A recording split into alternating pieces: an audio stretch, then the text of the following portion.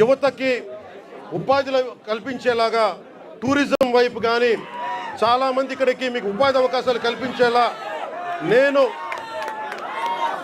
ఇక్కడున్న స్థానిక రాజకీయ నాయకులు, అన్ని పార్టీల రాజకీయ నాయకులతో పాటు మన గిరిజన వర్గ పెద్దలతోటి అందరితో మాట్లాడి ఒక బలమైన పరిష్కార మార్గం తీసుకుంటాం. అందుకే నేను ప్రతి 2 నెలలకు ఒకసారి 3 రోజులు పర్యటన పెట్టుకుంటాను మన జిల్లాలో. నేను ముఖ్యమంత్రి గారికి ఒకటే చెప్పాను, దాదాపు 4000 గిరిజన తాండాలకి రోడ్లు కావాలి.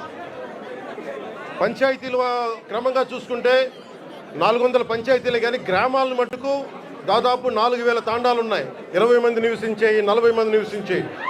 ప్రతి ఒక్కరికి రోడ్డు వేయడానికి కష్టసాధ్యం కనుక ముందు మనం 3 విడతల చొప్పున అనుకున్నాం.